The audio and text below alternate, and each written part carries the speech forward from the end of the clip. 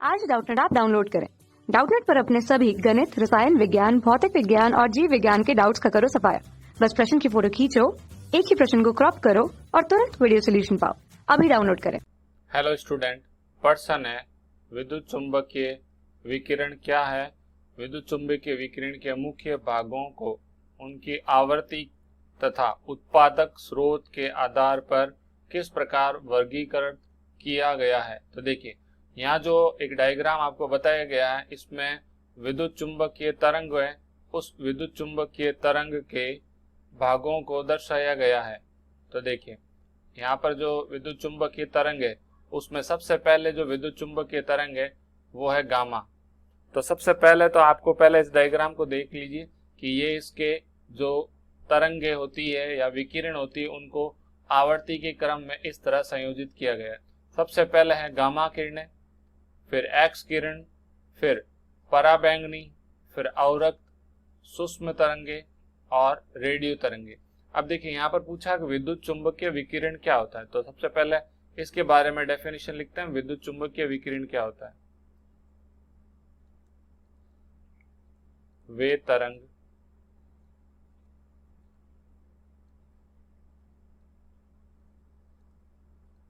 जिनके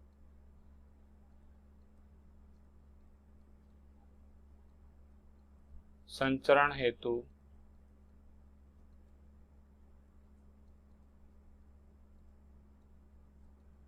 माध्यम की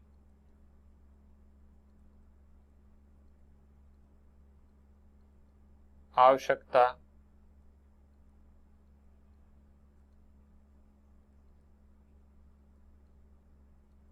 नहीं होती है, अर्थात ये तरंगे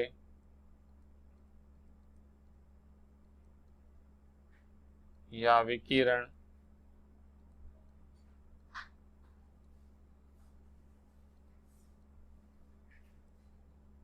निर्वात में भी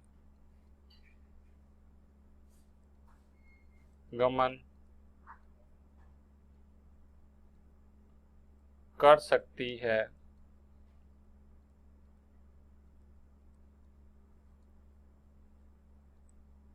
विद्युत चुंबकीय विकिरण कहलाती है। विद्युत चुंबकीय विकिरण कहते हैं या कहलाती है।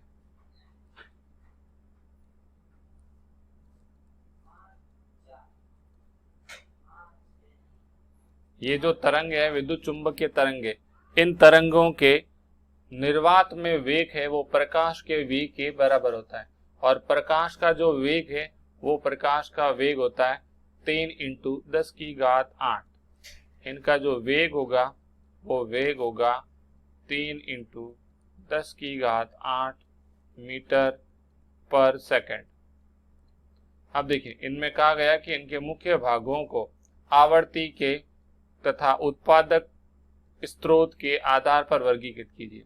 तो देखिए, सबसे पहले दे रखा है गामा रे, गामा किरण दे रखी है। उस गामा किरण की जो आवृत्ति है वो आवृत्ति दे रखी है 10⁻24 से लेकर 10⁻22 तक। तो गामा किरणों के बारे में बात की गई है। तो देखिए, जो गामा किरण है उस गामा किरण की आवृत्ति 10⁻24 से 10⁻22 तक दे रखी है। फिर दे रखा है एक्स किरण, एक्स की किरण दे रखी है, वो दे रखी है 10⁻20 से 10⁻18। फिर यहाँ दे रखी है अल्ट्रावायलेट पराबैंगनी किरणों की जो परास होगी वो होगी 10⁻16। फिर है अवरक्त की दे रखी है 10⁻12, और जो सूक्ष्म तरंगे होगी उनका होगा 10⁻10 से 10⁻8 तक। फिर दे रखा है रेडियो तरंगे। तो रेडियो तरंगों की जो आवर्ती परास होती है वो होती है 10⁻6 से 10⁻4 तक, और जो लो फ्रीक्वेंसी निम्न आवर्ती होगी वो होगी 10⁻2। तो देखिए, ये तो इनका आवर्ती का क्रम हो गया। अब इसमें बात करते हैं अपन कि जो इनमें उत्पादकता दे रखी है, उत्पादकता को किस तरह बताएंगे। सबसे पहले दे रखी है गामा किरणें। तो देखिए, गामा किरणों के बारे में बात करते हैं। गामा किरणें, इन गामा किरणों की उत्पत्ति होती है रेडियो एक्टिव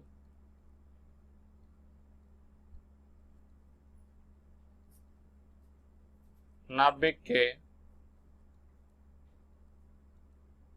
क्षेत्र से, क्षय का मतलब यहाँ पर है अल्फा बीटा गामा से है, और जो अगला दे रखा वो है एक्स किरणें, और एक्स किरणों की जो उत्पत्ति होती है वो किस तरह होती है, या उत्पादकता का जो स्रोत है वो क्या है। तो देखिए, भारी क्षेत्र में उच्च ऊर्जा के इलेक्ट्रॉनों के टक्कर के कारण, तो यहाँ पर लिखते हैं, देखिए, भारी क्षेत्र में उच्च ऊर्जा के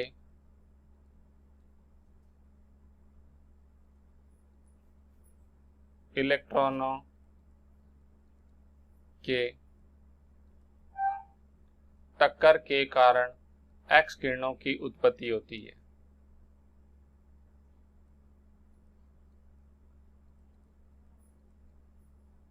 अब देखिए, नेक्स्ट आपको बताया गया है यहाँ पर अल्ट्रावायलेट, पराबैंगनी किरणों की उत्पत्ति किस तरह होगी, तो उनकी होगी गैसों के आयनीकरण के द्वारा। तो देखिए, तीसरा जो दे रखा वो दे रखा है पराबैंगनी। तो पराबैंगनी में लिखेंगे गैसों के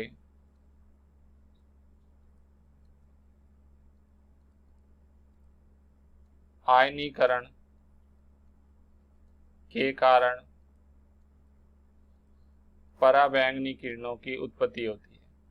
अब देखिए, नेक्स्ट बात करते हैं हम अवरक्त की। तो देखिए, अवरक्त तरंग होगी, उनका क्या होगा, यहां लिखते हैं पहले तो अवरक्त तरंग या विकिरण, इसका होगा परमाणु तथा अणु में, परमाणु तथा अणु में बाहरी कक्षीय इलेक्ट्रॉनों, बाहरी कक्षाएं या कक्षीय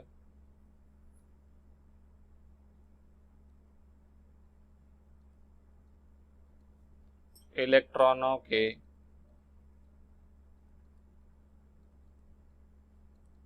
पुनर्संयोजन के कारण होता है। ये इनका उत्पत्ति का कारण है कि जो बाहरी कक्षा में जो इलेक्ट्रॉन होंगे, उन इलेक्ट्रॉनों के पुनर्संयोजन के कारण अवरक्त जो किरणें होती है उनकी उत्पत्ति होती है। फिर है देखो माइक्रोवेव, माइक्रोवेव को बोलते हैं सूक्ष्म तरंग, और सूक्ष्म तरंगों की होती है इलेक्ट्रॉनिक युक्तियों के द्वारा। यहाँ पर बता रहे हैं नेक्स्ट जो है वो है सूक्ष्म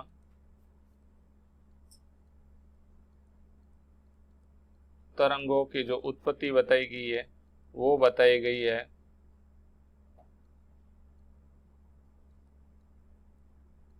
इलेक्ट्रॉनिक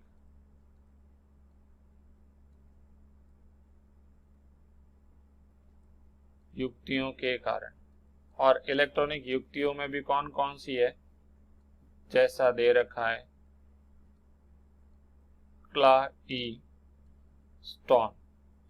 क्लाइस्टोन एक युक्ति है, उसके कारण सूक्ष्म तरंगों की उत्पत्ति होती है। और जो लास्ट है वो दे रखी है रेडियो तरंगे। जो रेडियो तरंगे होती है वो रेडियो तरंगों की जो उत्पत्ति होगी वो होगी दौलित परिपथ के कारण।